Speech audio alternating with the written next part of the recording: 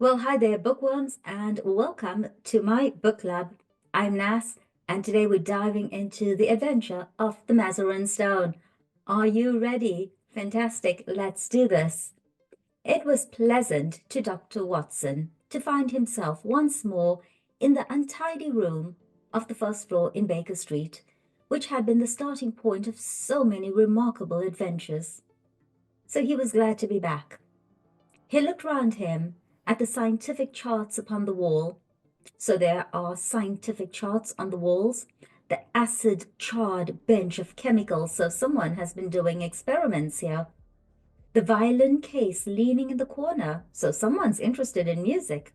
The coal scuttle, which contained of old, the pieces, and tobacco. Next we have finally, his eyes came round to the fresh and smiling face of Billy. So there's this lovely contrast, the untidy room, the old charts on the wall, the acid charred bench, the pipes, the tobacco, and then this fresh young person. The young and very wise and tactful page. So page would be like an assistant who had helped a little to fill up the gap of loneliness and isolation which surrounded the saturnine figure of the great detective. So this lovely person named Billy, a page is kind of an assistant. You've heard it probably when you talk about horse and carriages and coaches, and then you have a page or a page boy at a wedding. So kind of an assistant, right? And this lovely, vibrant person is filling up the loneliness in the detective's life. It all seems very unchanged, Billy. You don't change either. I hope the same can be said of him. So who are they referring to, or who is Dr. Watson referring to? Clearly, Sherlock Holmes. Billy glanced with some solicitude at the closed door of the bedroom. So if he stared at the closed door with some solicitude, it's care, concern, worry. I think he's in bed and asleep, he said. It was 7 in the evening of a lovely summer's day, so this is very unusual. Why would someone be asleep at that time? But Dr. Watson was sufficiently familiar with the irregularity of his old friend's hours to feel no surprise at the idea. So Dr. Watson understood the strange behavior. He was sufficiently familiar. He knew him well enough and irregularity of his friend's hours. So his friend, obviously Sherlock Holmes, did not keep regular hours. He did not wake up at 7 a.m. and go to bed at 10 p.m. He had very irregular hours. That means the case, I suppose. Yes, sir, he is very hard at it just now. So he's hard at it. It means that he's very focused on it. He's working on it right now. I'm frightened for his health. So I'm worried about his health. He gets paler and thinner, and he eats nothing, and he eats nothing. So when will you be pleased to dine, Mr. Holmes? Mrs. Hudson asked. 7:30, the day after tomorrow, said he. You know his way when he is keen on a case. So if someone asks you, when do you want to have dinner? They're talking about that day. And he says 7:30, the day after tomorrow. So he'll eat in kind of 48 hours. So Billy's given an example of how Sherlock Holmes is behaving even towards his housekeeper, Mrs. Hudson. Yes, Billy, I know. He's following someone. Yesterday he was out as a workman looking for a job. Today he was an old woman. Fairly took me in, he did, and I ought to know his ways by now. So he's dressing up in disguise. He's going out in disguise. Yesterday he went out in the guise of a workman. looking for a job. And today he dressed up as an old woman and fairly took me in. I was almost convinced. I was taken in. Okay. So he almost had me convinced, and I ought to know his ways by now. So Billy is saying that he knows Sherlock Holmes. He knows all of his tricks. He knows how he behaves. He knows him really well, but he almost fooled him. Fairly took me in. He almost fooled me. Fairly took me in. Almost fooled me. And Billy pointed with a grin to a very baggy parasol which leaned against the sofa. That's part of the old woman's outfit, he said. And a parasol would be a type of umbrella, right? Good. But what is it all about, Billy? Billy sank his voice. Now, when we think of sank, it's Titanic, all right. So what happened when the Titanic sank? It went down, down, down, right? So if Billy sank his voice, did it go higher or lower? Lower, excellent. So Billy sank his voice. Billy lowered his voice as one who discusses great secrets of state. So he lowered his voice as though this is all very confidential. This is lovely. I don't mind telling you, sir, but it should go no further. So I don't mind telling you, but don't tell anyone else. Keep it a secret, right? Don't spill the beans. Yeah, don't spill the beans. That's a lovely idiom. It's this case of the Crown Diamond. What? The £100,000 burglary? Yes, sir. They must get it back, sir. Why? We had the Prime Minister and the Home Secretary both sitting on that very sofa. So it's such a big case that the Prime Minister and the Home Secretary came over to discuss it. Mr. Holmes was very nice to them. He soon put them at their ease and promised he would do all he could. Then there is Lord Cantlemere. Ah, yes, sir. You know what that means. He's a stiff'un, sir. He's a stiff'un, sir, if I may say so. Okay, he's a stiff'un, stiff one, I think. So it's strange. All right, I can get along with the Prime Minister,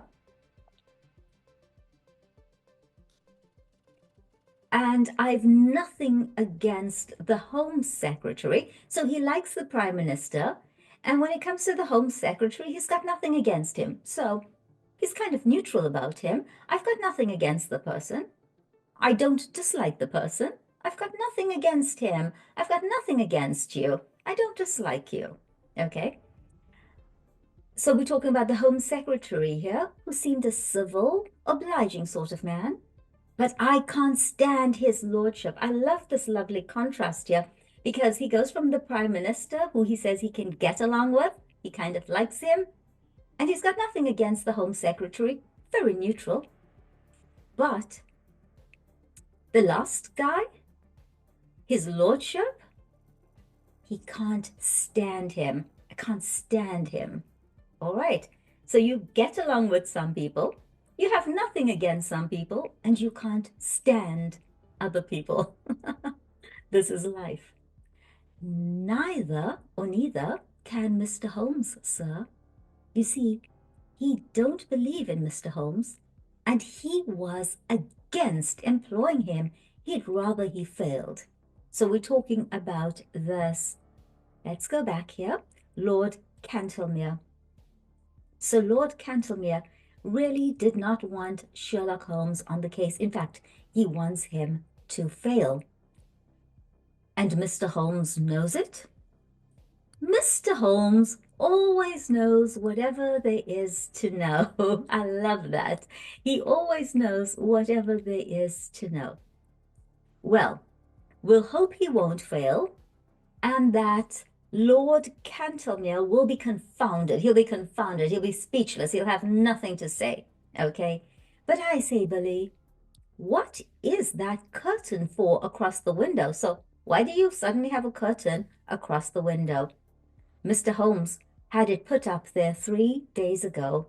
We've got something funny behind it. Oh, this starts to get interesting. What's behind the window? Or what's behind the curtain? So Billy advanced and drew away the drapery which screened the alcove of the bow window. Okay. So there's this window and there's drapery in front of it. Mr. Watson could not restrain a cry of amazement. There was a facsimile of his old friend. Now, if you're thinking you've heard that word facsimile before, yes, you have. Fax. Short form of facsimile is fax. And what is a facsimile or a fax? It's a copy. It's a copy.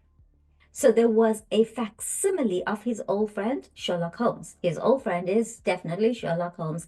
And if there was a facsimile of Sherlock Holmes, it means there was a copy of Sherlock Holmes, dressing gown and all, the face turned 3/4 towards the window and downward, as though reading an invisible book, while the body was sunk deep in an armchair. So that's what it looks like. And Billy detached the head. He removed the head and held it in the air. We put it at different angles so that it may seem more lifelike. So they move it around like it's a real person. But why are they doing this? I'm curious. Are you? Yeah? Okay. I wouldn't dare touch it if the blind were not down. So now they can play around with it because no one can see it, right? From the street, from below. But when it's up, you can see it from across the way. So when the curtains are up, when the blinds are up, you can see this facsimile of Sherlock Holmes, and you can see it from across the way, so from across the street. We used something of that sort once before, so this is not the first time that Sherlock Holmes is doing this. Before my time, said Billy. So what does Billy mean when he says before my time? Before I arrived on the scene, before I became a part of this life, Sherlock Holmes' life. He drew the curtains apart and looked out into the street. There are folk who watch us from over yonder, so there are people watching us from that end. I can see a fellow now at the window. Have a look for yourself. So go and look, there's someone watching us. Watson had taken a step forward when the bedroom door opened and the long, thin form of Holmes emerged, his face pale and drawn, but his step and bearing as active as ever. With a single spring, he was at the window and had drawn the blind once more. So, he's pale, he's drawn, he looks tired, but he's as energetic as ever, and with one big step, one spring, he grabs the blind and he draws it down. That will do, Billy, said he. You were in danger of your life then, my boy, and I can't do without you just yet. Well, Watson, it is good to see you in your old quarters once again. You come at a critical moment. So your old quarters, I'm going to assume that Watson lived here, right? His old quarters, his old home. And he says to Watson, you've come at an important moment, at a critical moment. I need you. So I gather. So I understand. I realized that. You can go, Billy. That boy is a problem, Watson. How far am I justified in allowing him to be in danger? So he dismisses Billy. And he says to Watson, that boy is a problem. And he's going to get into trouble. He's in danger. And danger of what, Holmes? Of sudden death. I'm expecting something this evening. Is he being theatrical or does he really mean it? Let's see. Expecting what? To be murdered, Watson. Okay, I think we expect many things. I expect Amazon deliveries. Murder? Okay, that's a strange, dramatic answer. No, you are joking, Holmes. Right. So what happens next? Even my limited sense of humor could evolve a better joke than that. So I'm not a funny person, but even I could make a better joke than that. But we may be comfortable in the meantime, may we not? So can't we just get comfortable? Is alcohol permitted? Can we have a drink? The gasoline and cigars are in the old place. Let me see you once more in the customary armchair. So sit in your usual place, your usual armchair. This is interesting. I'm a creature of habit.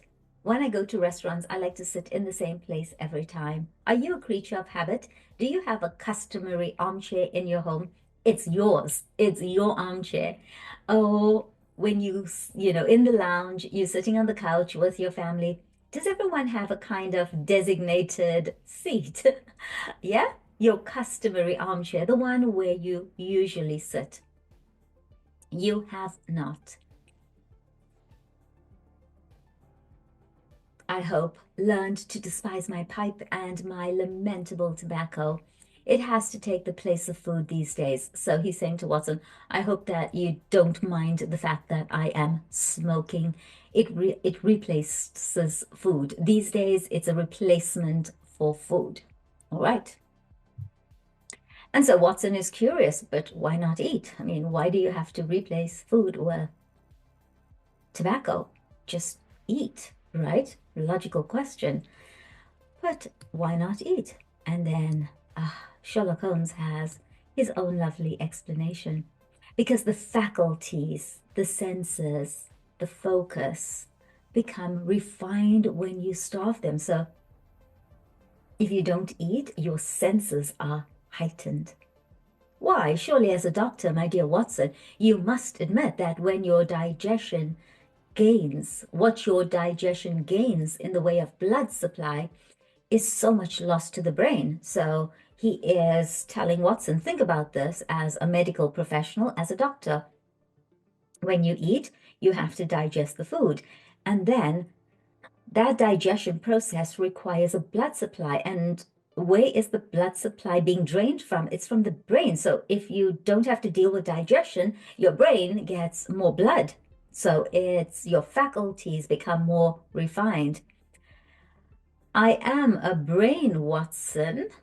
The rest of me is a mere appendix. These are just parts, appendix, add-ons. The most important part of me is that I am a brain. Therefore, it is the brain I must consider. I must feed my brain. I'm not going to starve my brain just because I'm filling up my stomach and my gut and I'm indulging in food. And Watson doesn't bother to argue with him. He just says, but this danger, Holmes? Ah, yes. In case it should come off, it would perhaps be as well that you should burden your memory with the name and address of the murderer. So if I get murdered, it's important. You should know the name and address of my murderer. You can give it to Scotland Yard with my love and a parting blessing. Sylvius is the name. Count Negretto Sylvius. Write it down, man. Write it down. 136 Moorside Gardens, NW. Got it? He knows the name of his murderer. Nice. Watson's honest face was twitching with anxiety. He knew only too well the immense risks, immense great risks taken by Holmes, and was well aware that what he said was more likely to be understatement than exaggeration. So if most people said, what are you waiting for? I'm waiting for my murder, they would be exaggerating, right? But when it comes to Sherlock Holmes, it's not an exaggeration, it's actually an understatement. So he's downplaying it. That's the word we use when you downplay it. So it's actually even more serious than what he is saying, than what he is letting on. Watson was always the man of action, and he rose to the occasion. So a man of action, a man who gets things done. And if you rise to the occasion, you do what is required. You fulfill your role. Okay, so he rises to the occasion. He rose to the occasion.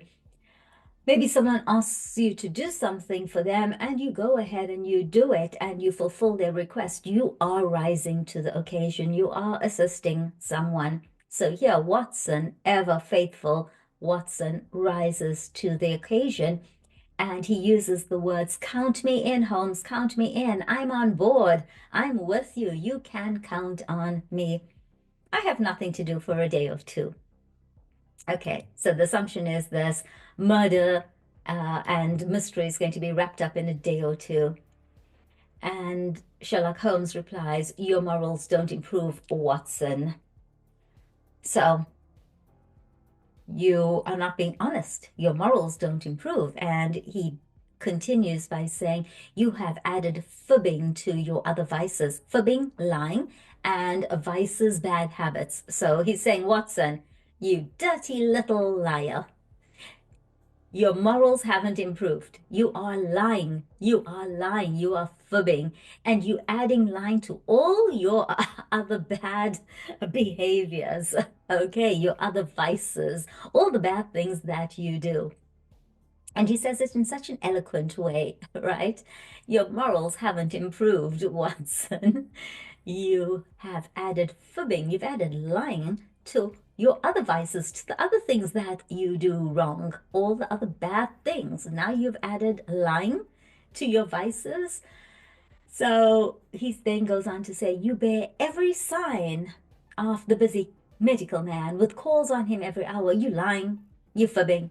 I know that you're busy. You're a medical man, you're a doctor, you have calls every hour. But now you're saying that you are free for 2 days to help me.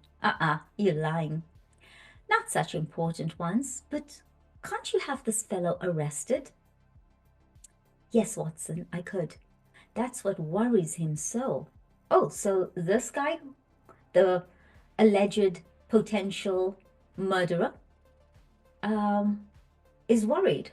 But why don't you? So why don't you just have him arrested and then you don't have to get murdered, right? Because I don't know where the diamond is. Billy told me, the missing crown jewel. Yes, the great yellow Mazarin Stone. I've cast my net and I have my fish. So he has his suspects. I've cast my net of suspicion and I have my fish. But I have not got the stone. I've got suspects, but I don't have the stone. So what is the use of taking them? We can make the world a better place by laying them by the heels. But that is not what I am out for. It's the stone I want. So I have suspects, and yes, it would be better if I got them arrested. It would make the world a better place. Absolutely. But that's not what I'm interested in. I want the stone. And is this Count Sylvius one of your fish? Is he one of your suspects, one of your fish? And I love this response. Yes, and he's a shark. He's not a teeny tiny itty bitty fish. He's a shark. He bites. The other is Sam Merton, the boxer. Not a bad fellow, Sam, but the Count has used him. Sam's not a shark. He is a great, big, silly, bull-headed gudgeon. So, he's not a shark. He's not a predator. He's just this big, silly gudgeon, a type of fish. But he is flopping about in my net all the same. So even though he's not a shark, he is in my net of suspects. And let's find out more. Where is this Count Sylvius? Well, that's a question I'd like to know as well. Right. I've been at his very elbow all the morning. So I've been close to him all morning, at his very elbow, very close to him all morning. You've seen me as an old lady, Watson. So Watson has seen him dressed up in this guise, in this disguise. I was never more convincing. So I was so good at it. He actually picked up my parasol for me once. So that's how convincing I was. He really thought I was this lovely old lady.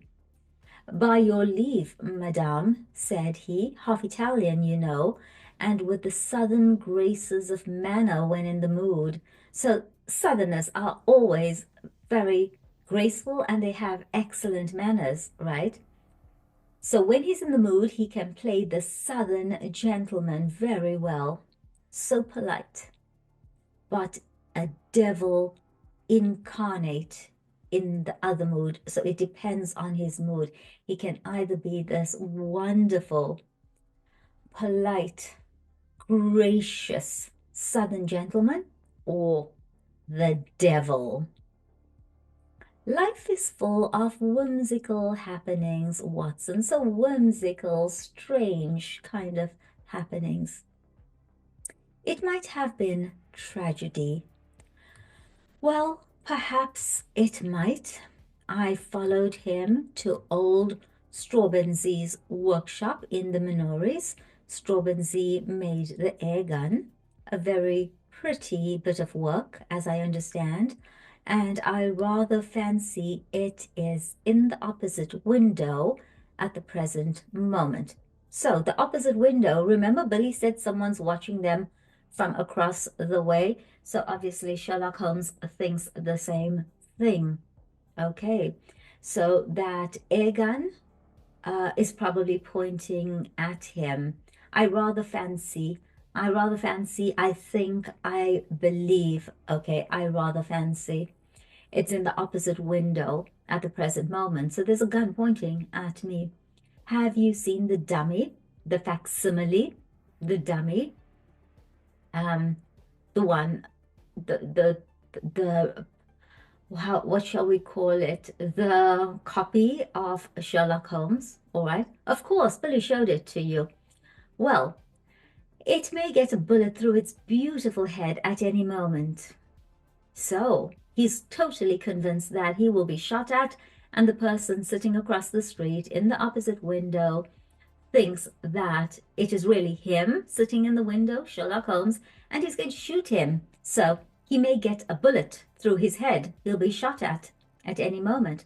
Ah, Billy, what is it? The boy had reappeared in the room with a card upon a tray. So it's a calling card. There's a visitor. So Holmes glanced at it with raised eyebrows and an amused smile. The man himself. I hardly expected this. So the man himself, I think we're going to assume it's Count Sylvius, right? That's who they've been talking about. So the man himself, it's almost like saying, speak of the devil. All right. Have you heard that idiom, speak of the devil? Very much the same. So the man himself, I had hardly expected this. Grasp the nettle, Watson, a man of nerve. I mean, look at his audacity. A man of nerve. I mean, this man is bold. He's audacious. So if you say someone has a nerve, oh, they're pretty audacious. They're not a shrinking wallflower hiding in the shadows. Oh, no, a man of nerve. Possibly you have heard of his reputation as a shooter of big game. Oh, big game would be, I would say, the big five, maybe elephants, rhino. I'm not sure if warthogs would fit in there, but I do know that big game, elephants, and rhino, because we have a lot of poaching of that in South Africa, my home country. So he's a shooter of big game, so he shoots big animals, basically game, animals, wildlife, wild animals, and he has a reputation as a shooter of big game. So he's a hunter. Yeah, sure. Long story short, he's a hunter. He's a hunter of probably rhino and elephant. I'm trying to think of which other ones are usually hunted, but all I can think of right now is elephant and rhino, and it's because of their tusks. That's why they are hunted. It would indeed be a triumphant ending. So it would be a triumph of victory to his excellent sporting record, obviously as a shooter, if he added me to his bag. So if he added me to his conquests, would we say conquests or would we say his trophies, right? So when these big game hunters shoot these animals, they take the heads and they stick it on the wall as a trophy. And so if he added me to his bag, if he added me to his collection, if he added me to his bag, it's quite figurative, okay? If he added me to his collection. This is a proof that he feels my toe very close behind his heel. So the fact that he is reaching out to me means that he knows that I know. He feels my toe very close to his heel, that I'm onto him, that I suspect him, I'm catching up with him. His toe, my toe, is very close to his heel. So here's my toe, and there's his heel, and I'm gaining on him. I'm gaining on him. Send for the police. Well, that's a logical thing to do. And Sherlock Holmes says, I probably shall, but not just yet. Would you glance carefully out of the window, Watson, and see if anyone is hanging about in the street? So Watson looked warily round the edge of the curtain.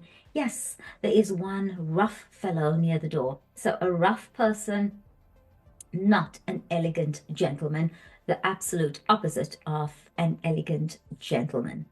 Okay. That will be Sam Merton, the faithful but rather fatuous Sam. Where is this gentleman, Billy? So, where is this gentleman? And again, they're talking about Count Sylvius. Where is Count Sylvius? And they already know that the other guy, Sam Merton, is downstairs. He is close by. He's waiting. So where is the Count? In the waiting room, sir. Okay, show him up when I ring. So send him up when I say so. Yes, sir.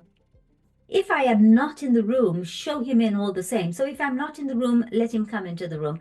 Allow him to come into the room. Yes, sir. Watson waited until the door was closed, and then he turned earnestly to his companion. Now he's very serious. He's earnest, okay? Look here, Holmes, this is simply impossible. This is a desperate man who sticks at nothing. He may have come to murder you. Okay, so Watson is very concerned, and there's this urgency in him. What happens next? I should not be surprised. I insist upon staying with you. You would be horribly in the way. Okay, so this is very funny. Watson wants to stay to protect him, and he says, you're just going to be in the way, horribly in the way. Okay, you're just going to be a nuisance. In his way? So am I going to be in the Count's way? No, my dear fellow, in my way. Okay, in my way. Go away. You're going to be in my way. You're going to mess things up. Go away. And he says, well, I can't possibly leave you. This is a good friend. He wants to stick around even though there's a murder underway. Yes, you can, Watson, and you will, for you have never failed to play the game. I'm sure you will play it to the end. This man has come for his own purpose, but he may stay for mine. Oh, this is intriguing. He's come for his own reasons, but I have my own reasons as well. So Holmes took out his notebook and scribbled a few lines. Take a cab to Scotland Yard, a cab, a taxi, and give this to Yogle of the CID. Come back with the police. The fellow's arrest will follow. So, Watson, you're just going to be in the way here. Do what I'm telling you to do.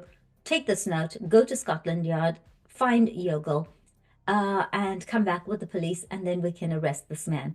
And Watson is like, oh, yes, I'll do that with joy. Oh, yes, game on, game on. I'm happy to do that. And before you return, I may just have time enough to find out where the stone is. Oh, so he's still focused on the stone. Okay, he's about to be murdered, but he's still focused on the stone. Like that. I like that. So he touched the bell. So this is when he's going to ring. And then he says, I think we will go out through the bedroom. This second exit is exceedingly useful. So they have a second exit in this apartment. I rather want to see my shark. Oh, I like this. Yeah, he's not just a big fish, he's a shark without his seeing me. And I have, as you will remember, my own way of doing it. Well, That's an understatement. He really does have his own way of doing things. It was therefore an empty room into which Billy, a minute later, ushered Count Sylvius. So Billy comes into the room, it's empty, and he ushered Count Sylvius. He brings him into the room.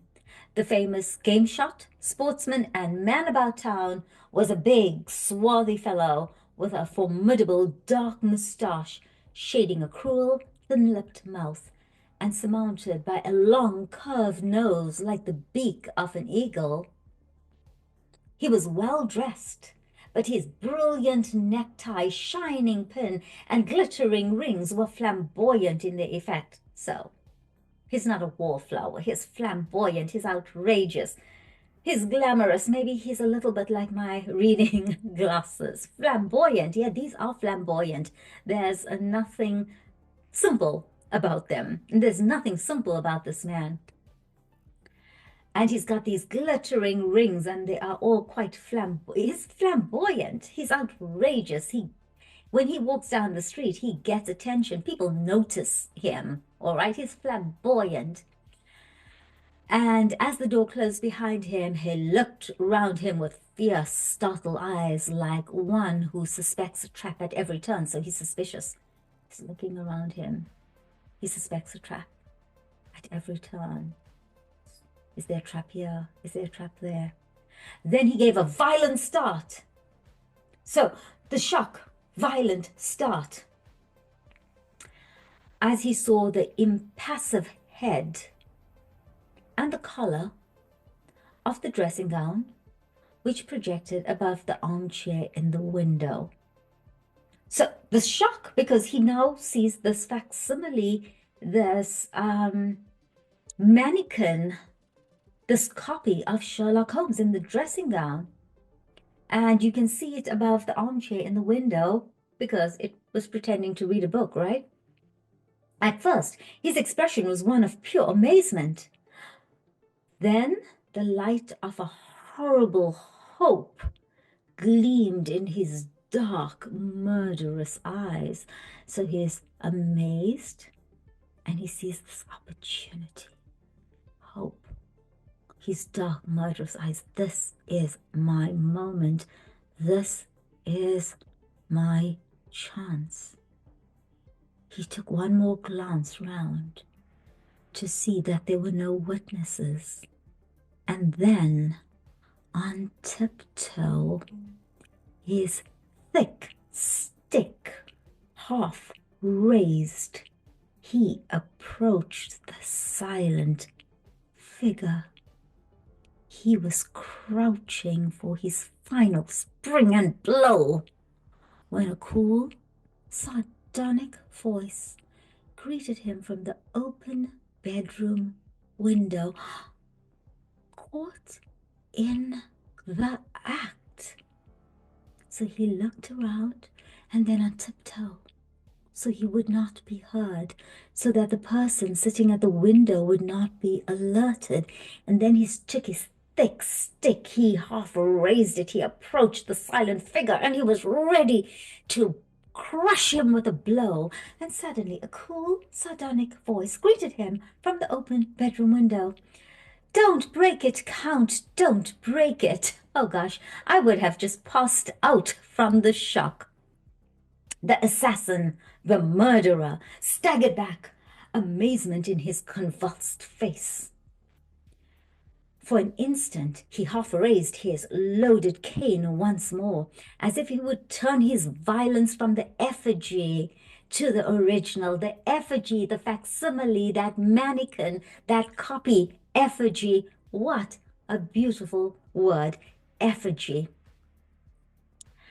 But there was something in that steady gray eye and mocking smile which caused his hand to sink to his side.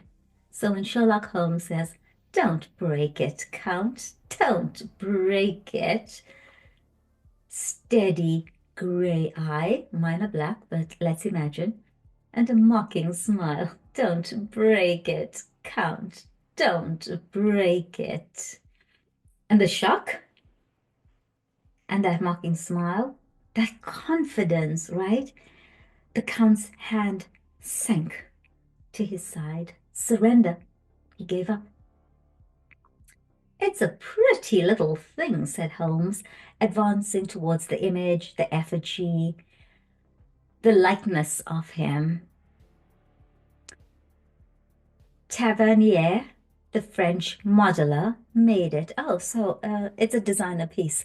He is as good at waxworks as your friend Trobenzi is at air guns.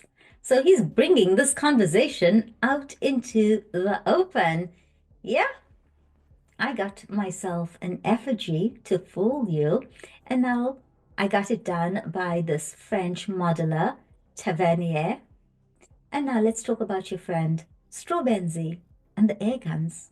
Yeah? Air guns, sir, what do you mean? And the Count is pretending complete innocence. So what are you talking about? Put your hat and stick on the side table. Thank you. Pray take a seat. So pray take a seat. Please take a seat. Pray take a seat. Very nice. Please take a seat. Would you care to put your revolver out also? Your gun. Give me your gun as well. But what a polite way to say, would you care to? I'm giving you an option. I'm inviting you to put your revolver out. Would you care to put your revolver out also? Oh, very good. If you prefer to sit upon it. Oh, now he wants him to sit on the revolver. This is really interesting. Your visit is really most opportune. It's exactly what I needed. It's a great opportunity. Yeah, I'm happy about this. For I wanted badly to have a few minutes chat with you. This is great. This is great. So put your hat on the table, put your stick on the table, take a seat, also remove your revolver, also sit on it, and I'm so happy to see you. This is such a wonderful opportunity because I really wanted to chat with you. It's so utterly ridiculously hilarious and fabulous. The Count scowled with heavy, threatening eyebrows. He's not happy. He's not amused. I, too, wish to have some words with you, Holmes. That is why I am here. I won't deny that I intended to assault you just now. Oh, okay, that's a confession. To murder? Attempted murder? Assault? Battery? Okay, it's a confession. Holmes swung his leg on the edge of the table. Okay. He's very relaxed, very confident. I rather gathered that you had some idea of that sort in your head. Yeah, I assumed that's what you were going to do. But why these personal attentions? Why are you so interested in me? Because you have gone out of your way to annoy me. Because you have put your creatures upon my track. So, why this personal interest in me? Why this urge to murder me? And the Count says, because you've been annoying me. And because maybe you've put your creatures upon my track, you've had me followed, and so on. So apparently, if you feel like someone's annoying you, then you have the right to bash them in the head, according to the Count. My creatures? Are you sure you know? So Sherlock Holmes is like, no, no, no, no, you got this all wrong. Nonsense. I have had them followed. Two can play at that game, Holmes, so I had your people followed. It's a small point, Count Sylvius, but perhaps you would kindly give me my prefix when you address me? Ooh, meow. Meow, don't you just call me Holmes? Okay. My prefix, Mr. Holmes, to you. Okay. Ooh, snarky. I like it. You can understand that with my routine of work, I should find myself on familiar terms with half the rogues gallery. And you will agree that exceptions are invidious. Okay, so the way I work, yes, I'm familiar terms with half of the bad eggs, the rogues gallery, the thieves. And you will agree that exceptions are invidious. All right, but here, let's make an exception. Well, Mr. Holmes, then. So he concedes. He uses the prefix, which is Mr. Excellent. But I assure you, you are mistaken about my alleged agents. Count Sylvius laughed contemptuously. Ha, ha, ha. Do you really think I'm that stupid? Other people can observe you as well. Yesterday, there was an old sporting man. Today, it was an elderly woman. They held me in view all day. So yesterday, an old man followed me. Today, it was an old woman. Really, sir? You compliment me. They held me in view all day. They watched me all day. Really, sir, you compliment me. Old Baron Dowson said the night before he was hanged that in my case, what the law had gained, the stage had lost. So this famous actor, what did he say the night before he was hanged? So the law hanged him, they got justice, but the stage had lost a brilliant actor. So the stage had lost, the acting world had lost a brilliant actor. And now you give my little impersonations your kindly praise. I mean, I'm not a brilliant actor, but you're so impressed. Well, your kindly praise, you praising me, you admire my impersonations. And so this is how he divulges, or how he lets the Count know that there was no elderly man, there was no elderly woman with the parasol. It was me, it was all me. So I'm not a great actor like old Baron Dawson, okay, but I'm so glad that you're so impressed by my little impersonations. It was you yourself? Holmes shrugged his shoulders. You can see in the corner the parasol, which you so politely handed to me in the Minories before you began to suspect. If I had known, you might never. Oh, now he's getting angry. Have seen this humble home again? Ah, I might never have seen my home again. You would have killed me. Yeah, okay. I was well aware of it. I knew that. We all have neglected opportunities to deplore. Yeah, we've all had opportunities to take each other out, but we didn't. As it happens, you did not know. Ha ha ha.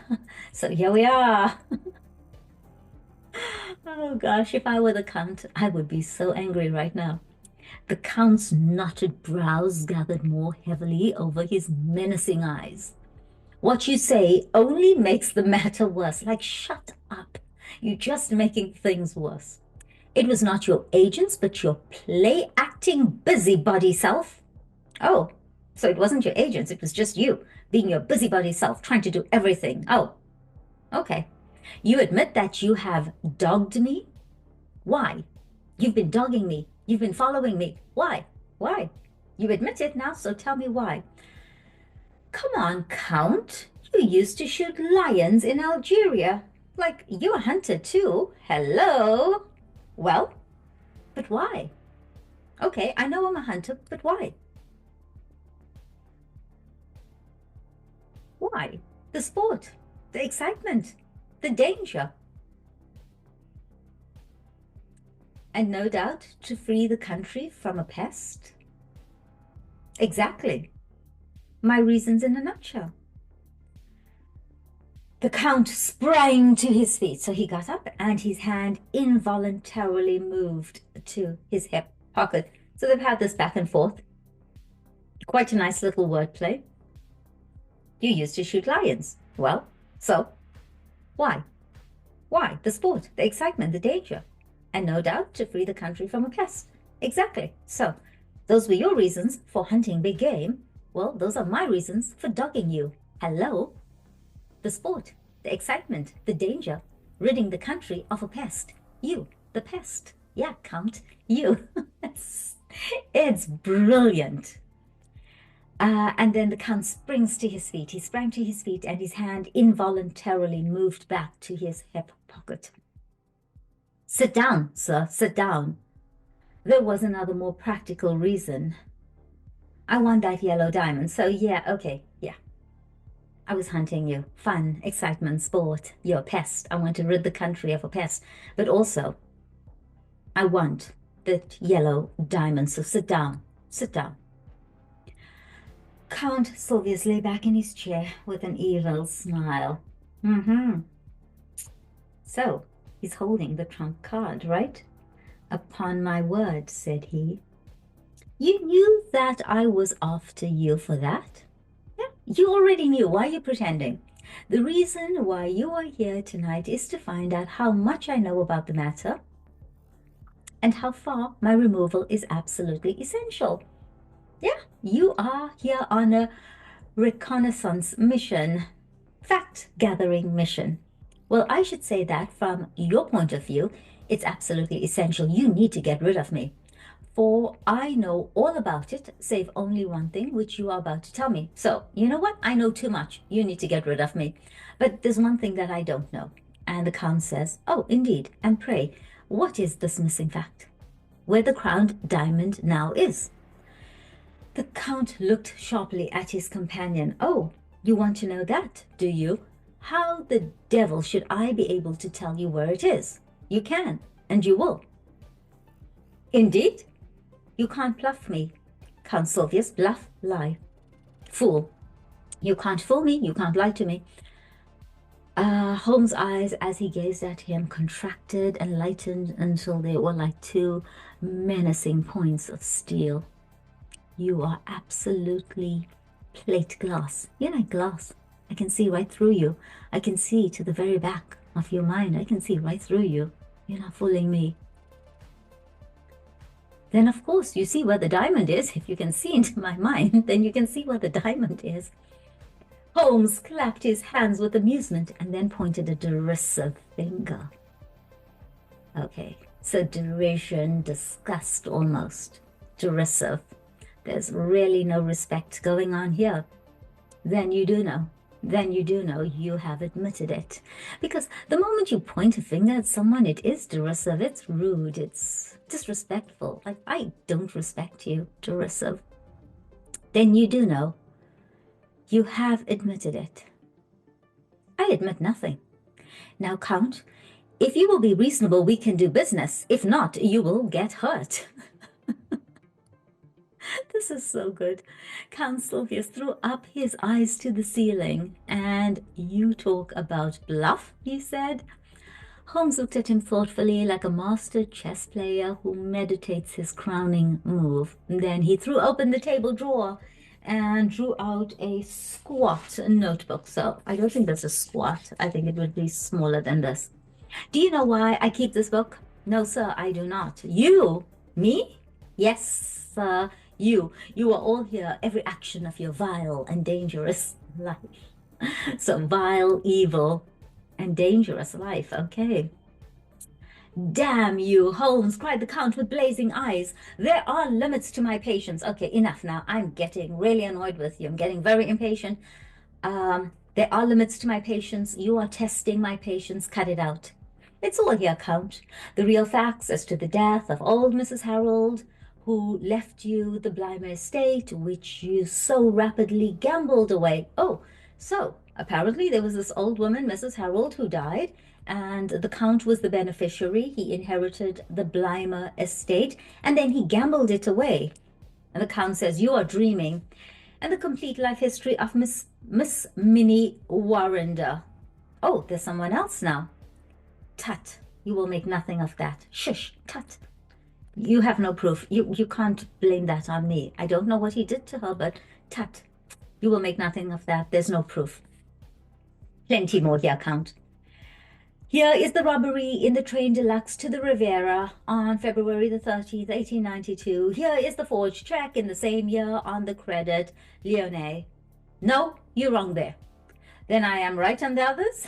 So when he says, you're wrong about that one. Oh, okay, so you never said anything about the other ones. So was I right about those ones? Now, Count, you are a card player. You're a gambler. You gambled that house away. When the other fellow has all the trumps and I'm holding all the trumps, I have the facts. It saves time to just throw down your hand and admit defeat. Okay. What has all this talk to do with the jewel of which you spoke? But what's this got to do with the jewel? It doesn't make sense. Gently, Count, gently, gently. Almost like the Italians will say, tranquilla, tranquilla, calm down, gently, gently, Count. Restrain that eager mind. calm down, chill. Let me get to the points in my own humdrum fashion. Okay, let me do it my way, humdrum, slow. I have all this against you, but above all, I have a clear case against both you and your fighting bully in the case of the crown diamond. So the fighting bully, yeah, the boxer, Sam, who's waiting downstairs. Indeed. So whatever, indeed. Okay, indeed. I have the cabman who took you to Whitehall and the cabman who brought you away. So I have the taxi drivers, okay? I have the commissioner who saw you near the case, all right? You were near the case with the diamond. I have Ike Sanders who refused to cut it up for you, so you then took the diamond to a diamond cutter, Ike Sanders, and he refused to cut it up for you. Ike has peached and the game is up. So Ike has peached. What do you think peached means? I'll admit it's the first time I'm hearing this word, and what I want to point out to you is that sometimes you just have to read the sentence, vocabulary in context, and guess the meaning. So if he says Ike has peached and the game is up, I'm going to assume that it means that Ike has confessed.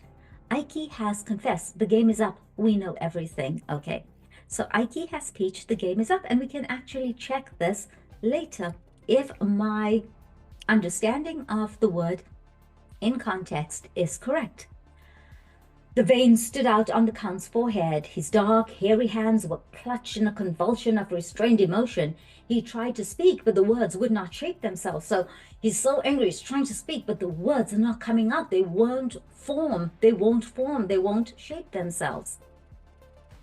That's the hand I play from, said Holmes. That's my hand. My card. So here's the metaphor, the analogy with playing a game of cards. So we went from chess to now playing cards. That's the hand I play from, said Holmes. I put it all upon the table. But one card is missing. One card's missing. It's the King of Diamonds. I don't know where the stone is. So here it is. I have a winning hand, except that I don't know where the stone is, and that's my focus. You shall never know. No? Now be reasonable, Count. Consider the situation. You are going to be locked up for 20 years. So is Sam Merton, the bully boxer downstairs. What good are you going to get out of your diamond? It's of no value to you. You're going to be in prison. None in the world. But if you hand it over, well, I'll compound a felony. We don't want you or Sam. We want the stone. Like, you're not important. Neither is Sam. I just want the stone. We want the stone. Give that up. And so far as I'm concerned, you can go free so long as you behave yourself in the future. So it's almost like, okay, you're free, like on parole, just don't do anything stupid again. If you make another slip, if you do something wrong again, if you slip up again, if you commit a crime, it will be the last. So give me the stone. We'll forget everything. Off you go. Behave yourself. Be a good boy. All is well. But if you screw up, if you slip up, if you commit another crime, game over. It will be the last. But this time, my commission, my job is to get the stone, not you. You are irrelevant. My job right now is to get the stone. So here, Sherlock Holmes gives the Count two options: the stone or you and Sam. And Sherlock Holmes makes it very clear that he really wants the diamond. And he also asks him, well, what good is the diamond going to do for you if you are in prison? What good are you going to get out of the diamond? None in the world. But, you know, you can hand it over. You'll go free. Sam will go free. I really don't want you. I really don't want to arrest you. I don't want to arrest Sam. That's not my mission here. My mission is to get the stone, and I'm fully focused on that. And the Count says, but what if I refuse? What are my options? What's going to happen? And Sherlock Holmes says, why then, alas, it must be you and not the stone. So I'm going to arrest you. If you don't give me the stone, I'm going to arrest you. And Bully had appeared in answer to a ring, so obviously Sherlock Holmes had called for him. And he says, I think, Count, that it would be as well to have your friend at this, your friend Sam at this conference. So I think it's important that Sam is here with us. After all, his interests should be represented. He should know that you know what the options are. You can't make decisions on his behalf. You can't make decisions for him. He needs to have a say in what's going on. It's his life. So his interests should be represented. He should have a say in this, basically. And he says to Billy, Billy, you will see a large and ugly gentleman outside the front door. Ask him to come up. Not a very polite way to describe someone, but Sherlock Holmes, it is what it is. And then Billy says, and if he won't come, sir, and here is where it gets really funny, okay? Because Sam is a boxer, he's a fighter, he's a violent guy, he's obviously big and burly. Sherlock Holmes already said he's a big, ugly guy. And he says to Billy, no violence, Billy, no violence. Don't be rough with him. So don't roughen him up. Don't beat him up. Don't push him around. I mean, I don't think Billy could if he wanted to. If you tell him that Count Sylvius wants him, he will certainly come. But if you say the Count wants him, he'll come along. No problem. No need to use violence, Billy. No need to rough him up. It's almost like this teeny tiny person, Billy, trying to rough up this huge giant of a man because he is a boxer. He's big. He's burly. And what are you going to do now? Asked the Count as Billy disappeared. My friend Watson was with me just now. I told him that I had a shark and a gudgeon in my net. You, Count, and Sam the gudgeon in my net. Now I am drawing the net and up they come together. It's a beautiful imagery. The shark and the gudgeon in the net, and I'm drawing the net up and up they come together. And the Count had risen from his chair and his hand was behind his back. Now, remember, Sherlock Holmes told him to put the revolver down on the seat and to sit on it. So obviously the revolver is behind him, under him. So as he stands, he rises from his chair. And if his hand is behind his back, I'm going to assume that he's got the revolver in his hand, right? Okay. And this is quite a dramatic, tense moment because Holmes held something half protruding from the pocket of his dressing gown. So, not to be outsmarted, here we've got Sherlock Holmes with something coming out of his dressing gown, probably also a revolver. So both men are ready for action. And the Count says, you won't die in your bed, Holmes. So what does this mean? If I say, someone just dies in their bed, there's this idea that the person was old and died of natural causes. So if he says you won't die in your bed, Holmes, it's you're not going to die of natural causes. You're not going to die a peaceful death. You're not going to die in your sleep in your bed.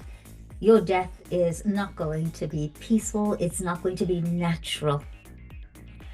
And Sherlock Holmes says, I have often had the same idea. I mean, I agree with you. I've thought the same thing. When I die, it's not going to be a peaceful death, lying in my bed as an old man, dying of natural causes.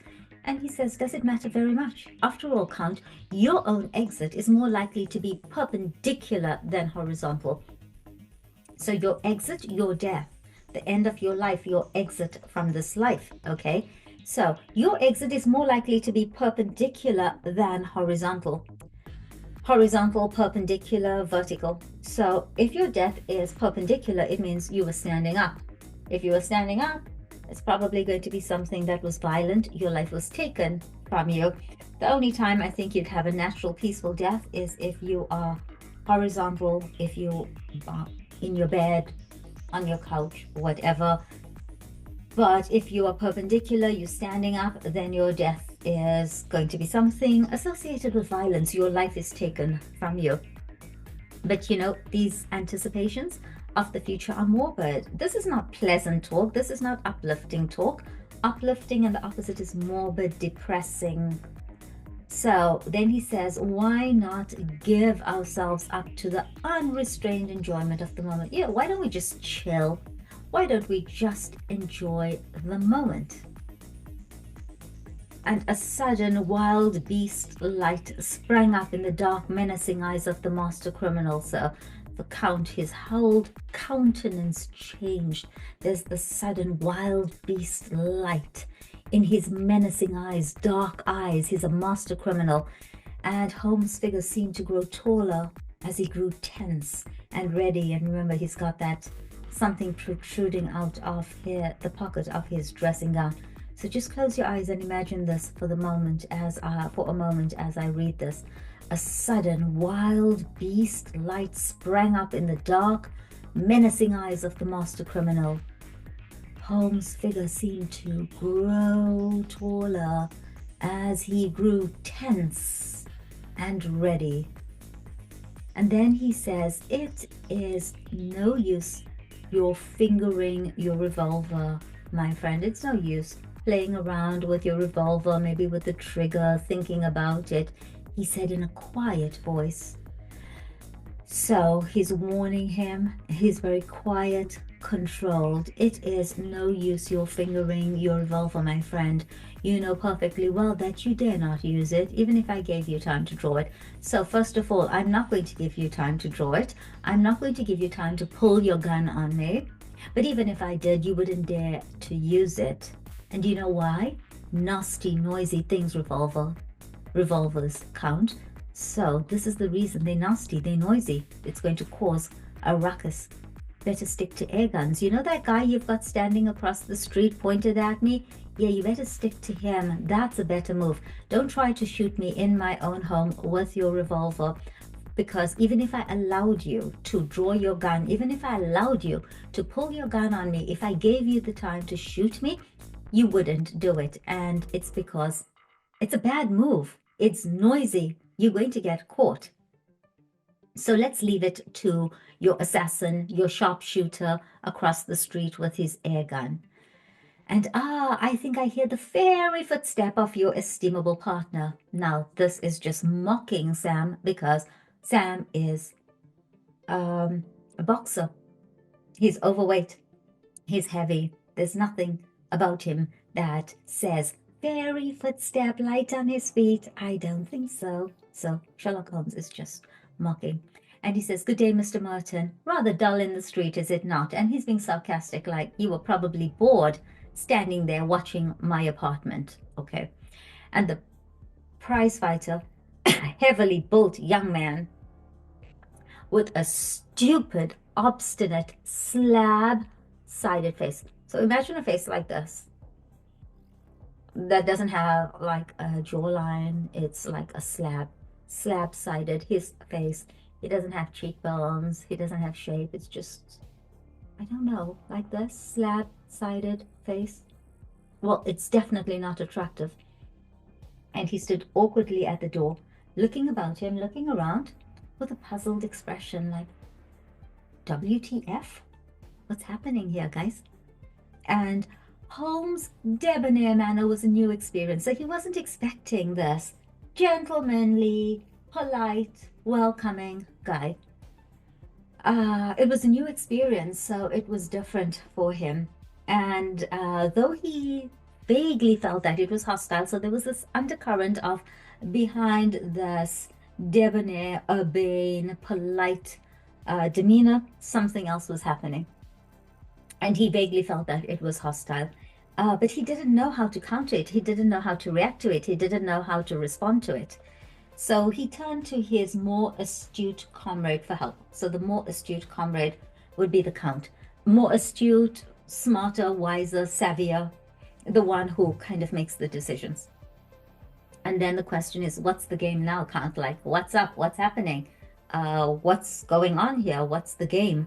What's this fellow want? What's up? His voice was deep and raucous, like loud, noisy, like a nightclub kind of vibe, like raucous crowd, screaming, unpleasant, a really unpleasant sound, raucous. So here's a beautiful use of words to create the atmosphere, right?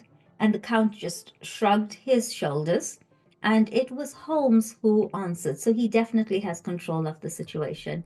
And he says, if I may put it in a nutshell, if I may summarize this for you, put it in a nutshell, Mr. Merton, I would say it was all up. Game's up, Buster. Okay. And the boxer, Sam, still addressed his remarks to his associate, to the Count. And he says, is this cove trying to be funny or what? I'm not in the funny mood myself. So when he says this cove, this fellow, this chap. It's very informal, it's slang. And no, I expect not, said Holmes. I think I can promise you that you will feel even less humorous as the evening advances. So yeah, I agree. I don't think you're in a funny mood. You're not in the mood for my jokes. Well, you know what? It's going to get worse. As the evening advances, as this evening goes on, you're going to feel even less humorous. You're going to think it's even less funny. Now, look here, Count Sylvius, I'm a busy man and I can't waste time. I'm going into that bedroom, right? Pray, make yourselves quite at home in my absence. Chill, relax, make yourself at home. You can explain to your friend how the matter lies without the restraint of my presence. So, I'm going to leave the room. You two sit and chat. Tell your friend, tell Sam Merton, Mr. Merton, the boxer, exactly what's going on, how the matter lies, what the situation is, and you can speak freely without the restraint of my presence. So you don't have to feel restrained in what you say because I'm here, I'm listening. No, you have your privacy. You have your privacy. Sit, talk, tell him what's going on. And I shall try over the Hoffman barcarolle upon my violin. And you know, while you guys are doing this, I'm just going to go play the violin. And I love this idea. It's almost like that image of Nero playing the violin while Rome burnt. So while you guys are discussing serious matters, I'm going to go and play the violin. Also, maybe the idea that while I'm playing the violin, I can't hear what you're saying, so you guys have absolute privacy. You are safe. This is a safe place to talk. Go ahead. And in 5 minutes, I shall return for your final answer. So you do quite grasp the alternative, do you not? You understand the consequences. Just want to make sure. Shall we take you or shall we have the stone? So shall I arrest you or do you want to give me the stone? Those are your options. You do understand what's going on. And then Holmes withdrew. He left the room, picking up his violin from the corner as he passed. And a few minutes later, the long-drawn, wailing notes of that most haunting of tunes, so wailing, crying, sadness, came faintly through the closed door of the bedroom. So you could hear the sounds of the violin, the wailing notes coming through the door, very faintly, very faintly. And Merton asks, "What is it then?" asked Merton anxiously as his companion turned to him. "Does he know about the stone?" And the Count says he knows a damn sight too much about it. I'm not sure that he doesn't know all about it. So he knows a lot. And I'm not even sure that he doesn't know everything. I think he might actually know everything. And the boxer, Sam, says, "Good Lord." And his sallow face turned a shade whiter. So here, body language is used to express emotion. How he feels, he's shocked, he's scared. His skin turns sallow, from sallow to white, really pale, almost ghostly. And then the Count says, "Ike Sanders has split on us." So Ike Sanders has thrown us under the bus. He has confessed. And so now maybe they know. And Sam, the boxer, says, "He has he? I'll do him down a thick one for that if I swing for it. So if I get arrested, I'm going to take revenge on Ike Sanders. I'll do him a thick one. Like, I'll bust him up. I'll beat him up." And the Count says, "That won't help us much. We've got to make up our minds. So, like, let's focus on the situation, the problem, the solution." And the boxer says, half a minute, half a moment, hold on." And he looks suspiciously at the bedroom door. He's a leery cove that wants watching. I suppose he's not listening. And he says, "Sherlock Holmes, I don't trust him. He's a leery cove. He's the kind of fella that can't be trusted. He wants watching. You need to watch him. You need to keep an eye on him. I have my suspicions about him." And I suppose he's not listening. You think he's not listening? And the Count says, "How can he be listening with that music going on?" Right? And then Sam says, "That's right. Maybe somebody's behind a curtain. Too many curtains in this room." And then he looks around and he suddenly saw for the first time the effigy in the window, and he stood staring and pointing, too amazed for words. He's so amazed, he's so shocked that he cannot speak, too amazed for words. And then he says, "Tut, it's only a dummy," said the Count. "It's only an effigy, it's only a dummy. Stop it, it's not him." And he says, "A fake, is it? Well, strike me. Madame Tussaud ain't in it. It's the living spit of him, gown and all, but them curtains count. And so he says this is like one of those wax figures from Madame Tussaud's museum in London. And I don't know if you've been lucky enough to go. I have been. I think I did some photos with the effigy or the wax replica of, I think there was Michael Schumacher, there was Michael Jackson. That was the big one at the time. So Madame Tussaud's Wax Museum, which has replicas of people. And then obviously Sherlock Holmes has his one. And so this is what the boxer Sam understands. And he says, but the curtains count, and he's really concerned about the curtains, all these curtains, and there's a bit of suspicion there. And oh, confound the curtains, like damn the curtains, who cares about the curtains? We are wasting our time, and there is none too much, like we're wasting time talking about curtains, and we don't have much time. He can lag us over the stone, you know, he can arrest us, he can make us pay the price, all because of the stone. So we don't have much time. We don't have time to talk about curtains. Let's focus. And he says, the deuce he can. But he'll let us slip if we only tell him where the swag is. So he'll let us go, he'll let us slip if we tell him where the swag is. So the swag, the diamond, the treasure. You may have watched some of these series on Netflix, the wags and their swag, the diamonds, the bling, the treasure.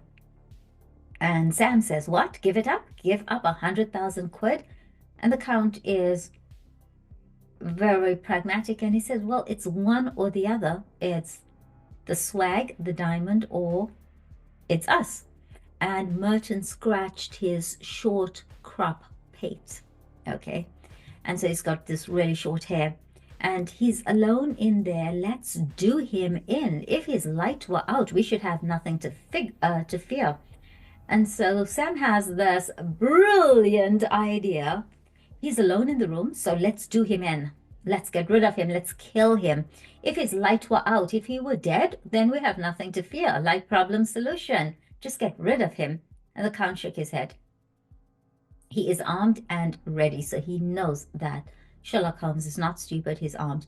If we shot him, we could hardly get away in a place like this. And even if we shot him, our chances of escape, not great. Besides, it's likely enough that the police know whatever evidence he has got. And he says, hello, what was that? And so there's the sound, and they're like, hey, huh, what, who, huh, what was that? And there was a vague sound which seemed to come from the window. Both men sprang round, but all was quiet. Save for the one strange figure seated in the seat, the room was certainly empty. There was no one around. So there was this noise, but it was at the window. And so Merton says, something in the street. Like, you know, there's the window, there's the street, there's some noise coming from the street. And he says, now look here, Governor, you've got the brains. Surely you can think a way out of it. So you need to come up with a solution, like a smart solution, use your brain. And he says, if slugging is no use, then it's up to you. Well, if I'm not able to slug him, beat him up, kill him, take out his light, well, then you need to come up with a solution. And the Count says, you know, I've fooled better men than he. I fooled men who are more intelligent, who are smarter than he is. And the stone is here in my secret pocket. I take no chances leaving it about. It can be out of England tonight and cut into 4 pieces in Amsterdam before Sunday. He knows nothing of Van Sedda. So he thinks he's smart, but you know what? I fooled men who are smarter than he is. So I've got the stone, and it's on me, and I can get it sent out of England tonight. It can be cut up into 4 pieces, and later he talks about quarters, and it can be done before Sunday, because Sherlock Holmes, I know what he knows, and he knows nothing about Van Sedda. And who is Van Sedda? We get into that soon. I thought Van Sedda was going next week. And the Count says, no, he was, but now he must get off by the next boat. So we need to change the timeline. We need to speed things up.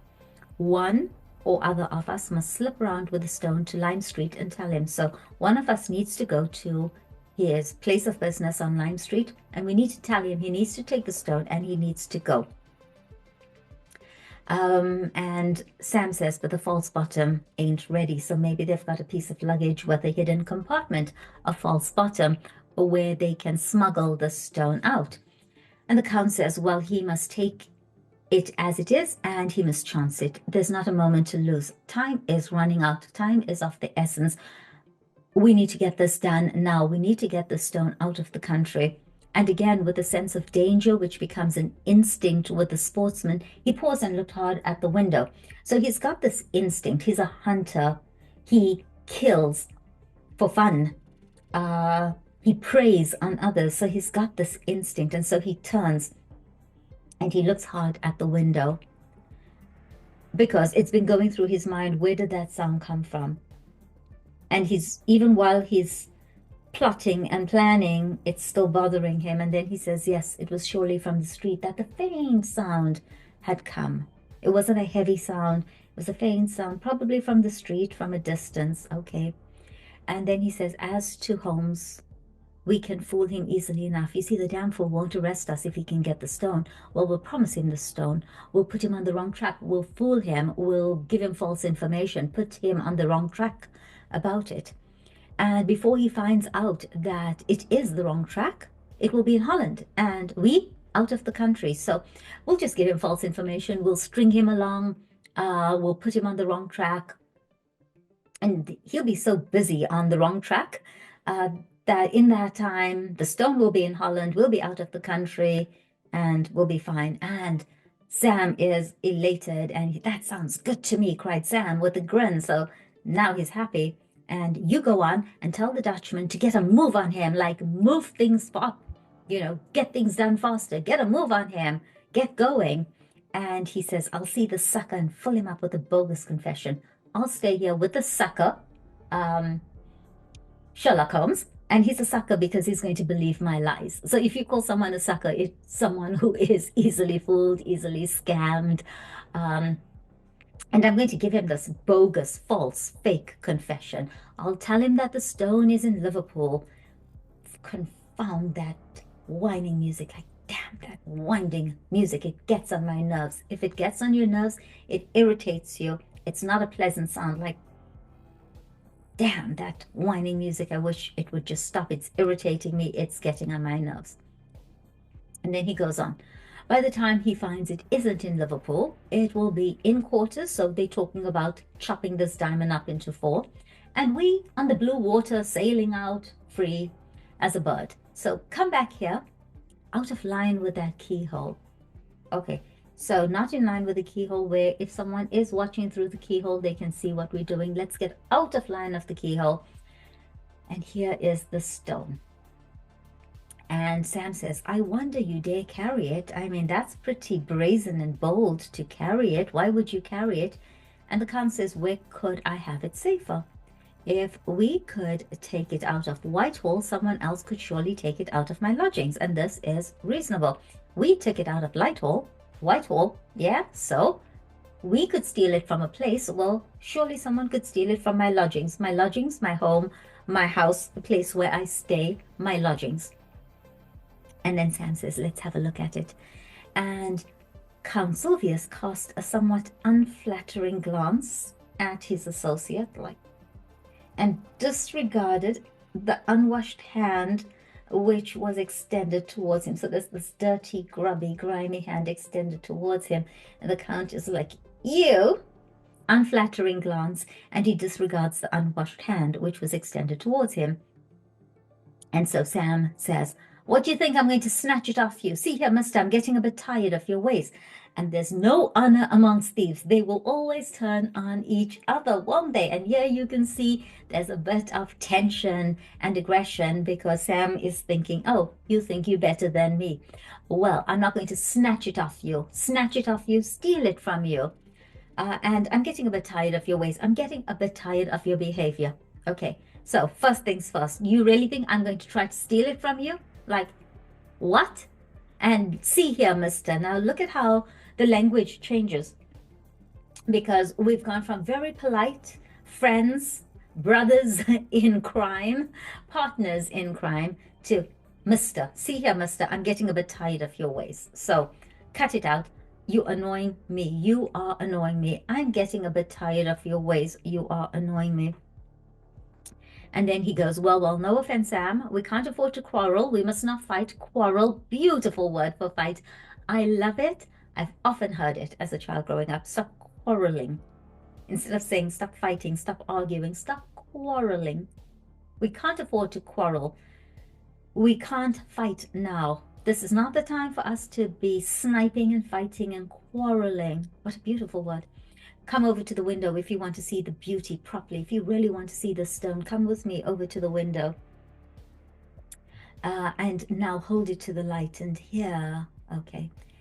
And Sam says, thank you. Or is it Sherlock Holmes who says, thank you? It's actually Sherlock Holmes. And with a single spring, Holmes had leaped from the dummy's chair and had grasped the precious jewel. Thank you, thank you.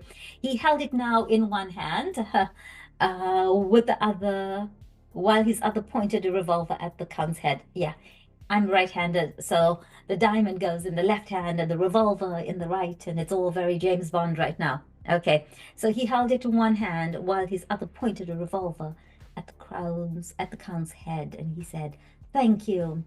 And the two villains staggered back in amazement. So staggered back, like jerky movement, they staggered back like, oh, in amazement. And before they had recovered, Holmes had pressed the electric bell. So they didn't even have time to recover, to come to terms with what's going on, to understand anything.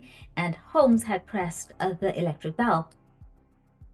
And he says to Sam and the Count, no violence, gentlemen, no violence, no violence. I beg of you, I'm pleading with you, please, please, no violence.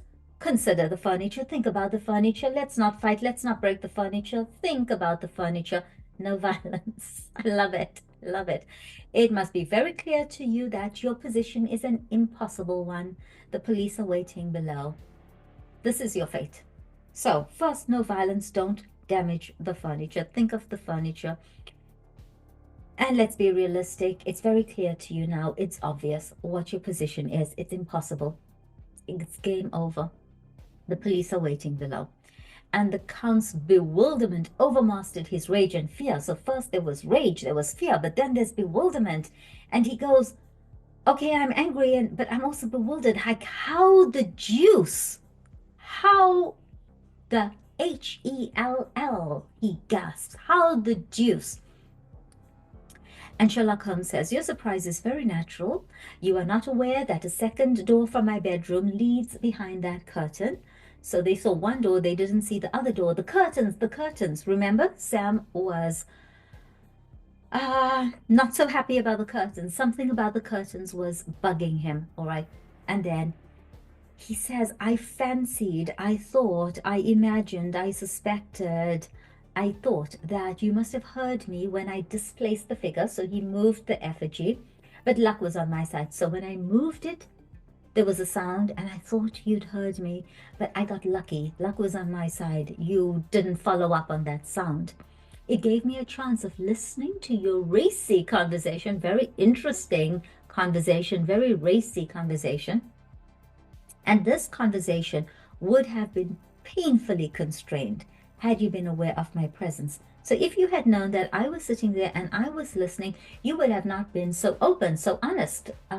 You wouldn't have spoken about the diamond. You wouldn't have spoken about your plans. You wouldn't have given it all away. You would have been restrained. You would have been careful.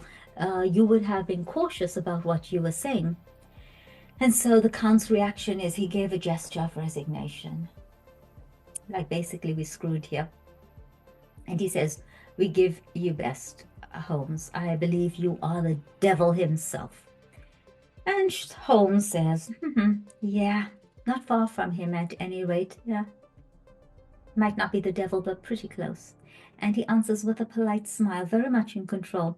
And Sam Merton's slow intellect is not the smartest tool in the shed, as we would say.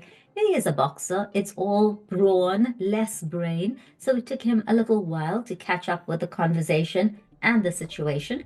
So his slow intellect had only gradually appreciated the situation. It took him a moment, to understand what was going on. And now, as the sound of heavy steps came from the stairs outside, he broke silence at last. So this heavy footsteps, it almost sounds like an army coming, marching up the stairs. And he broke silence at last. He finally spoke. "A fair cop," said he, "but I must say, what about the blooming fiddle? I hear it yet." So, okay, we understand how you got into the room, at the window, replaced the effigy. We get all of that. We understand. Brilliant. Okay. But what about the violin? You're playing the violin. So the violin is still playing, but you are in the room with us. So I want an explanation, right? "Tut, tut," Holmes answered. "You are perfectly right. Let it play. These modern gramophones are a remarkable invention." So he used the gramophone, kind of like a LP player, gramophone. And so that's what he was using. And that was the sound that they could hear. He wasn't actually playing the violin. And then there was an inrush of police. The handcuffs clicked and the criminals were led to the waiting cab. So there's a car waiting downstairs for them. So a cab could mean a taxi, it could mean a car as well. And Watson lingered with Holmes, congratulating him upon this fresh leaf added to his laurels. So his laurels, his achievements, his success. There's a lovely English saying that is, "Don't rest on your laurels." Don't just rest on your success. Always keep improving, keep doing. Many people, once they become successful, they rest on their laurels. Now, he's adding a fresh leaf to his laurels. So he's adding a new success to his laurel of success. And once more, their conversation was interrupted by the imperturbable Billy with his card tray. Imperturbable, unflappable, zen, calm. The Dalai Lama is imperturbable, zen, unflappable. And he says, "Lord Cantlemere, sir." And so Sherlock Holmes says, "Show him up, Billy. This is the eminent peer who represents the very highest interests," said Holmes. So he's a very important man. He's an excellent and loyal person, but rather of the old regime. He's stuck in his ways, he's stubborn, he is inflexible. Shall we make him unbend? Shall we make him flexible? Shall we take him from that old regime, you know, the very stiff people with a certain way of doing things, and shall we make him unbend? Shall we help him to chill? Dare we venture upon a slight liberty? Should we do something a little bit unconventional, maybe a little bit naughty? We're going to take some liberties. We're going to cross the line. If someone takes liberties with you, they cross the line. He knows. We may conjecture nothing of what has occurred. So we can assume, we may conjecture, we may assume. He knows nothing about what has gone down here. We may conjecture, we may assume.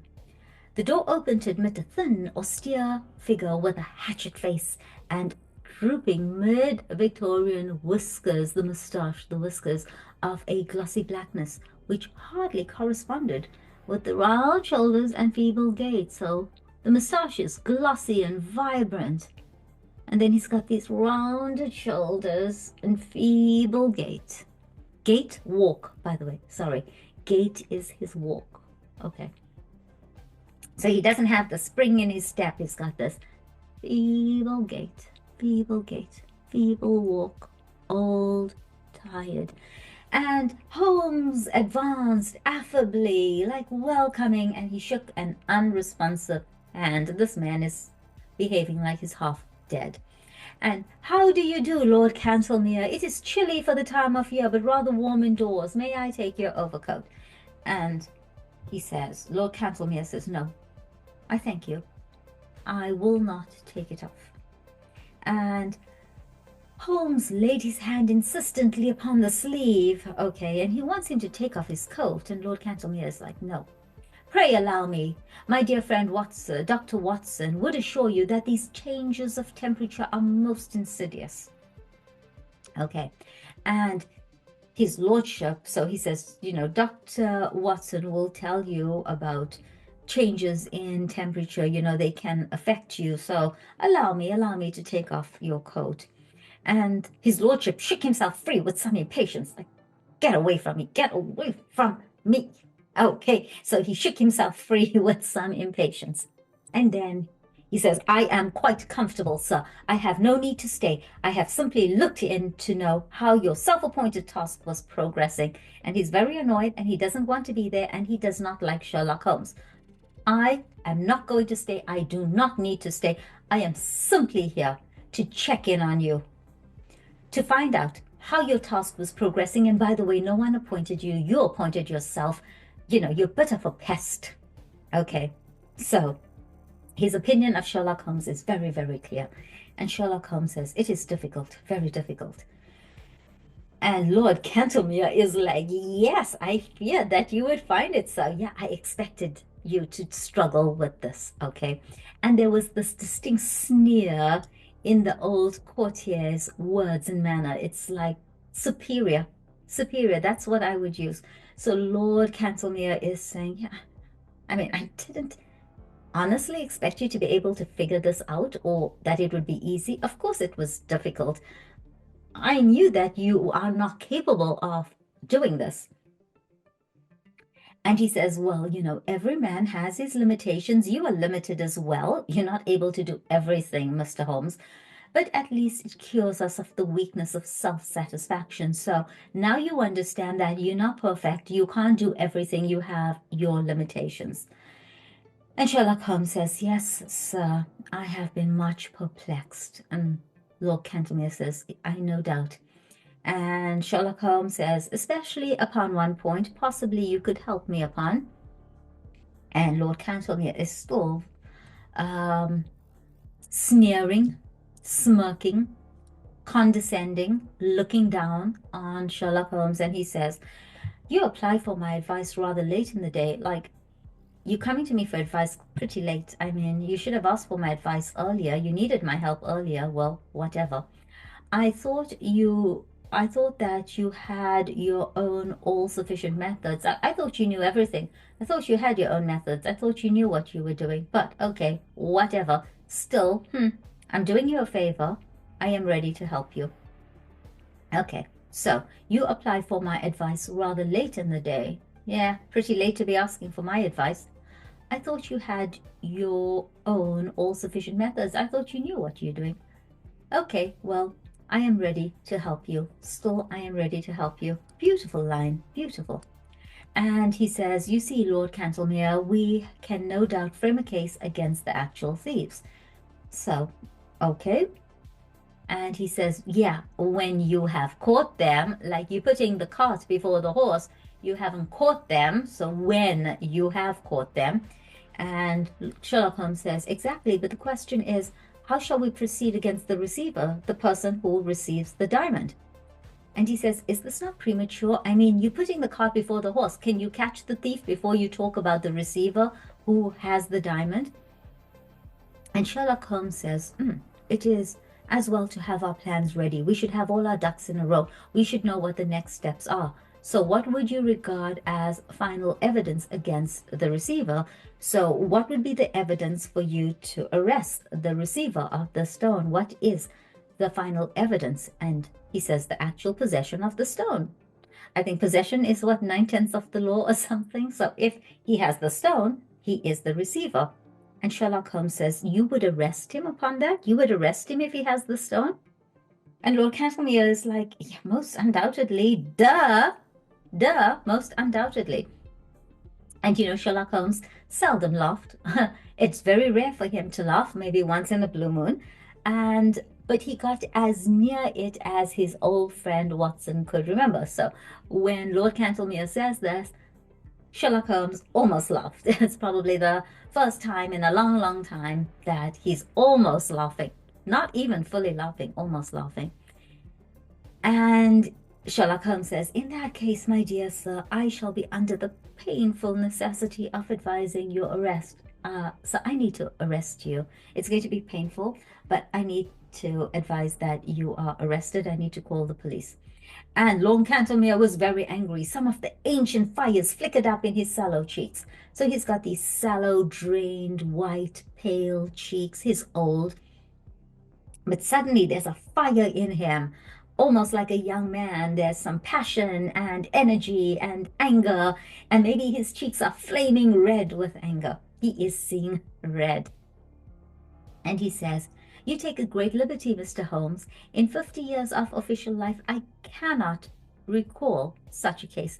I'm a busy man, sir, engaged upon important affairs, and I have no time or taste for foolish jokes. Like, enough. I've got better things to do with my time than mess around with you. I may tell you frankly, sir, that I have never been a believer in your powers, and I have always been of the opinion that the matter was far safer in the hands of the regular police force. You are incapable, Sherlock Holmes. I've never believed in you. I think you're a waste of time, you're a waste of energy, maybe even a waste of oxygen. And the matter was safer in the hands of the regular police force. And you know what? Your conduct, the way you're behaving now, it confirms all my conclusions. I was right, and this behavior, it's proof that I was right. I have the honor, sir, to wish you good evening. I'm going." Holmes had swiftly changed his position and was between the peer, the lord, and the door. A peer would be a titled gentleman, a lord. And he says, "One moment, sir, to actually go off with the Mazarin Stone would be a more serious offense than to be found in temporary possession of it." So having temporary possession is one thing. Leaving with the stone, that's bad. You're going to be in big, big trouble. And Lord Cantlemere says, "Sir, this is intolerable. I cannot put up with this anymore. Let me pass." And Sherlock Holmes says, "Put your hand in the right hand pocket of your overcoat." "What do you mean, sir?" Come, do what I ask. Just do it. Come, do what I ask."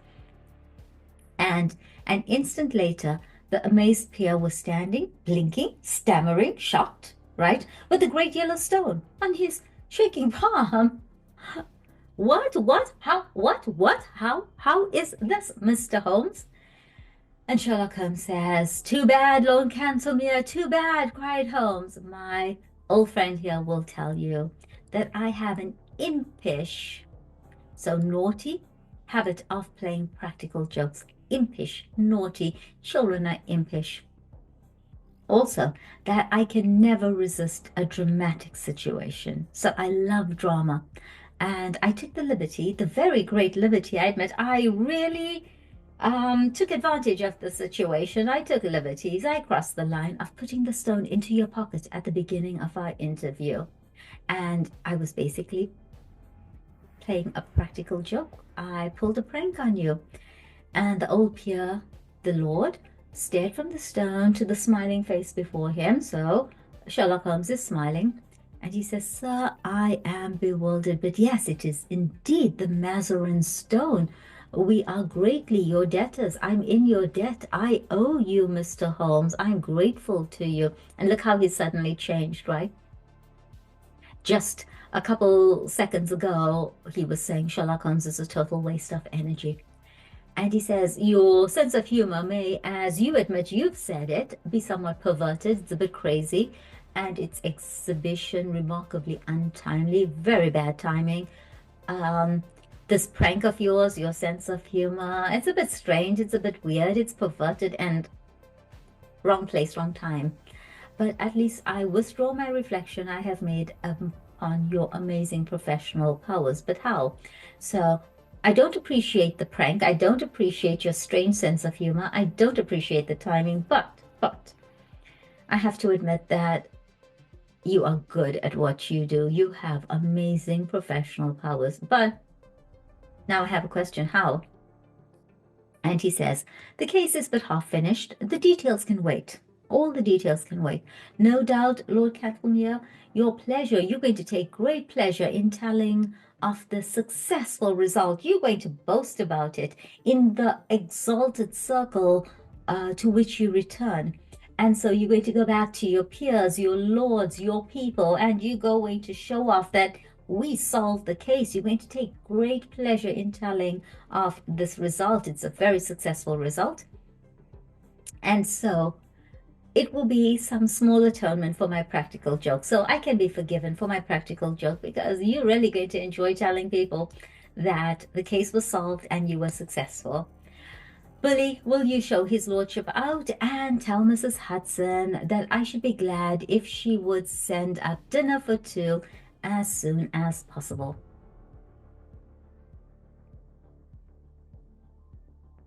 So this last part about sending up dinner for two for him and for Dr. Watson as soon as possible is very interesting because if you go back to the beginning of the story, he did not want to eat. He said dinner the day after tomorrow because he wanted to save his energy for his brain and not for his digestion. And now that the case has been solved, he doesn't need the energy and the blood to go to his brain. He doesn't need to focus on that faculty. So now he can put that energy into digestion. He can have a nice big fat meal, probably a wonderful steak.